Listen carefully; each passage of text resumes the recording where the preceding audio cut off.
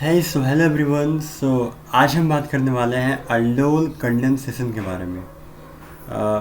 What's the mechanism, all the step by step we will discuss here. Now let's start. मान लेते हैं कि हमारे पास कुछ ऐसा मॉलिक्यूल है R double bond O R1 plus मैं इसमें मिला रहा हूँ बेस, प्लस मैं एक और ले रहा हूँ carbonyl compound R2 double bond O R3। आप चाहें तो ये मॉलिक्यूल और ये मॉलिक्यूल आप सेम भी ले सकते हैं, ये आपकी मर्जी है, उससे कुछ फ़र्क नहीं पड़ेगा। ठीक है, मैं यहाँ पे डिफरेंट ले रहा हूँ, इससे मैं डिफरेंट ले रहा हूँ ये वाला। ठीक है, राइट, ओके। यहाँ पे क्या मिलेगा प्रोडक्ट, ये हमें बात करनी है कि इसका मैकेनिज्म क्या होगा, कैसे रिएक्शन होगा, कैसे सबसे पहले क्या होगा, तो इन सारी चीज़ों को भी हम देखेंगे। तो सबसे पहली बात कि इस रिएक्शन में यहाँ पे बेस लिया हुआ है, base, right, here is a base given in this reaction. तो ऑर्गेनिक केमिस्ट्री में एसिड बेस जो रिएक्शन होता है ये आपका फास्टर होता है। सो इसीलिए सबसे पहले क्या होगा, बेस का काम होता है एसिडिक प्रोटॉन को लेना। ठीक है, so my next aim is to find the कहाँ पे हमारे पास कंपाउंड में एसिडिक प्रोटॉन है। क्या एसिडिक प्रोटॉन है इसमें, क्या इसमें है एसिडिक प्रोटॉन? अगर मैं इस वाले कंपाउंड की बात करूँ तो इसमें तो प्रोटॉन है ही नहीं, चाहे वो एसिडिक हो चाहे वो नॉन एसिडिक हो, इसमें हाइड्रोजन्स है ही नहीं, तो इसमें हम बात ही नहीं करेंगे प्रोटॉन की। अब आते हैं इस वाले मॉलिक्यूल में। तो यहाँ पे क्या हो रहा है, यहाँ पे हमारे पास दो हाइड्रोजन यहाँ पे अटैच्ड हैं। ठीक है, तो जो बेस है ये आपका ये लेगा एसिडिक प्रोटॉन, और ये जो दोनों जो हाइड्रोजन हैं ये आपका मोस्ट एसिडिक प्रोटॉन है। क्यों है? क्योंकि जैसे मान लीजिए यहाँ पे अगर आपका R C double bond O, यहाँ पे यहाँ पे R1 है, ठीक है, यहाँ पे हाइड्रोजन है, यहाँ भी हाइड्रोजन है, और जो बेस आएगा यहाँ पे होगी बेस की एंट्री, क्योंकि यहाँ पे होगा एसिड बेस रिएक्शन, तो बेस लेगा प्रोटॉन। जब लेगा प्रोटॉन तो ये बॉन्ड आपका यहाँ पे शिफ्ट होगा और ये आपका ऑक्सीजन पे चला जाएगा एज अ नेगेटिव चार्ज। ठीक है, तो और यहाँ पे कुछ हमारा ऐसे बन जाएगा, ये हो गया O माइनस, और ये हो जाएगा आपका R1, और ये हो जाएगा हाइड्रोजन, और इसी को बोलते हैं, इस वाले कंपाउंड को क्या बोलते हैं, इसको बोलते हैं इनोलेट, बोलते हैं enolate, this is the enolate. अब बहुत सारे बच्चे लोग के मन में ख्याल आएगा कि सर बेस ने सर यही वाला प्रोटॉन क्यों लिया, आपने दोनों प्रोटॉन क्यों नहीं ले लिया? तो इसका रीज़न ये है कि मैं अगर दोनों प्रोटॉन अगर ले लूँगा तो एक ही कार्बन पे दो नेगेटिव चार्ज आ जाएंगे, जो कि हमारा एक कार्बन पे दो नेगेटिव चार्ज हमारा स्टेबल नहीं होगा। तो इसीलिए the base will takes only one acidic proton among this two acidic proton, right. और ये हमारा ये वाला H जो है एसिडिक प्रोटॉन क्यों हुआ? क्योंकि इस वाला H जो है जब आपका बेस ले लेगा प्रोटॉन तो इस वाले कार्बन पे आपका नेगेटिव चार्ज आएगा, और वो जो आपका नेगेटिव चार्ज होगा वो आपका मिजोमेरिक से आपका स्टेबलाइज है। यहाँ पे -m लग रहा है C डबल बॉन्ड O का, इसीलिए वो हमारा स्टेबलाइज है। ठीक है, ये जो नेगेटिव चार्ज है वो आपका डीलोकलाइज होकर के यहाँ से ऑक्सीजन पे जाएगा नेगेटिव चार्ज। इसी को बोलते हैं मिजोमेरिक इफेक्ट, कि कार्बन का नेगेटिव चार्ज आपका जा रहा है हेटेरो एटम पे जा रहा है। So here is a -m effect, minus mesomeric effect. इसीलिए ये जो हमारे प्रोटॉन है, हाइड्रोजन है, ये हमारा एसिडिक प्रोटॉन है। तो अब इसके बाद क्या होगा, ये हमारा बन गया इनोलेट, और इनोलेट बनने के बाद यहाँ पे कुछ हमारा रिएक्शन जो होगा कुछ ऐसा होगा, ये हो गया R, ये हो गया O minus, and here is R1, here is a hydrogen. और ये एक मॉलिक्यूल जो हमारा जो दूसरा जो था कार्बोनिल कंपाउंड, वो अभी बाहर में वेट कर रहा था। अब इसकी एंट्री होगी यहाँ पे, अब R2 double bond O, here is R3। तो अब यहाँ पे क्या होगा कि आपके मन में दो ख्याल आ रहे होंगे कि बिकॉज एक मिनट, कि ये जो हमारा C double bond O bond है, ये हमारा इलेक्ट्रोफिलिक सेंटर है, इलेक्ट्रोफिलिक सेंटर है, इलेक्ट्रोफिलिक सेंटर है। क्यों है? क्योंकि C डबल बॉन्ड O जो होता है, ये आपका यहाँ पे oxygen is a more electronegative and the carbon is a less electronegative, so that's why there is a must be a electronegativity difference between this two atoms, oxygen and carbon.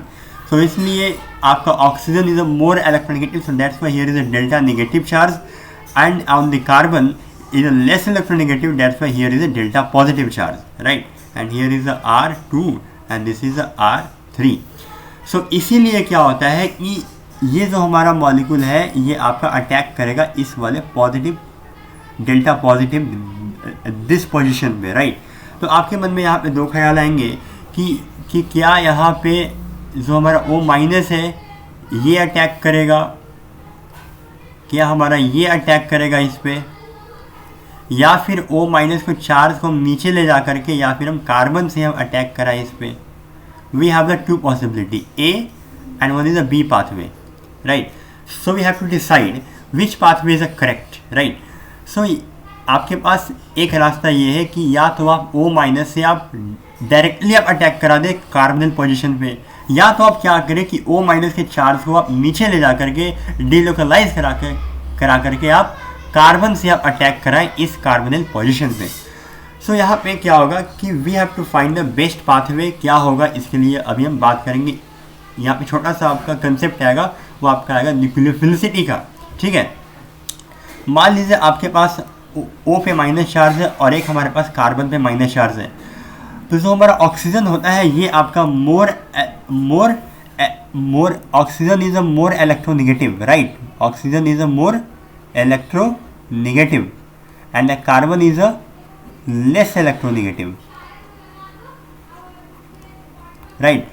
so oxygen is a more electronegative, that's why oxygen जब हमारे पास more electronegative है तो इसके ऊपर जो negative charge है उसको खींच के रखेगा, अपने पास रखेगा खींच करके, तो फिर ये जो बाहर में फिर अटैक करने बाहर नहीं जा पाएगा।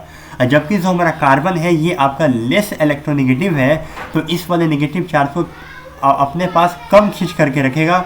जब ये कम खींच करके रखेगा अपने पास, तो ये फिर जो है बाहर जो है अटैक करने इजीली जा सकता है। सो इसीलिए the best mechanism of this reaction is जो हमारा O पे नेगेटिव चार्ज है उसको हम नीचे लाएंगे डिलोकलाइज करा करके, और उसके बाद हमारा कार्बन से हमारा अटैक होगा इस वाले कार्बोनिल पे, ठीक है? ये हमारा होगा, this is the best pathway, we do not do this, okay? तो let me make some space here because space की थोड़ी सी कमी हो गई है, सो मैं इसको करता हूँ जल्दी, ठीक है?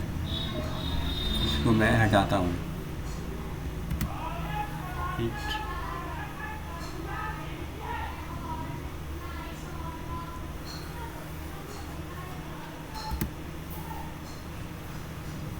ओके। सो अब यहाँ पे क्या होगा कि हम जो रिएक्शन कराएंगे वो हम कार्बन से हम कराएंगे अटैक, ना कि हम O माइनस से कराएंगे, ठीक है? सॉरी। तो यहाँ पे हमें क्या करना है अब कि एक मिनट मैं आपको फिर से शुरू कर रहा हूँ, ठीक है? ये हो गया R, ऐसे था O माइनस था, और यहाँ पे आपका हाइड्रोजन था, और ये आपका R1 था, और यहाँ पे आपका कार्बोनिल था जो भी बाहर अभी वेट कर रहा था। तो अब क्या होगा कि O माइनस का चार्ज आपका नीचे आएगा, ये जो डबल बॉन्ड है ये आपका अब अटैक करेगा इस कार्बोनिल पे, और ये डबल बॉन्ड आपका चला जाएगा ऑक्सीजन पे एज अ नेगेटिव चार्ज, ठीक है? तो कुछ हमारा ऐसा बन जाएगा R double bond O, here is R1, और यहाँ पे हो जाएगा आपका O माइनस, और यहाँ आ जाएगा R2, ये हो जाएगा आपका R3, ठीक है? तो यहाँ पे आ गया O माइनस। जब यहाँ पे आ गया O माइनस, तो हम क्या करेंगे, सॉल्यूशन में ऑलरेडी हमारे पास वाटर प्रेजेंट है। सो यहाँ पे क्या हो जाएगा कि जो हमारा O माइनस है ये आपका ले लेगा प्रोटॉन H2O से, ठीक है? H2O से लेगा प्रोटॉन, तो कुछ हमारा ऐसे बन जाएगा ये R double bond O, here is R1, और यहाँ पे हो जाएगा OH, और ये हो जाएगा आपका R2, ये हो जाएगा आपका R3, और यहाँ भी अभी भी आपका एक हमारा एसिडिक प्रोटॉन अभी बाकी है, ठीक है। तो जब जब आपका एसिडिक प्रोटॉन होता है तो तब तब आपका बेस की आपका एंट्री होगा, क्योंकि इस रिएक्टेंट में हमारा बेस भी प्रेजेंट है, तो यहाँ पे बेस की जो एंट्री होगा फिर से होगा। तो जो हमारा B माइनस है ये आपका लेगा प्रोटॉन, ये वाला प्रोटॉन ले लेगा, ठीक है। तो ये बॉन्ड आपका ब्रेक होगा, देन आपका ऑक्सीजन पे चला जाएगा नेगेटिव चार्ज, राइट। तो बहुत से लोग बोलेंगे कि सर आपने बेस को बेस ने ऑक्सीजन का जो हाइड्रोजन है उसको क्यों नहीं लिया।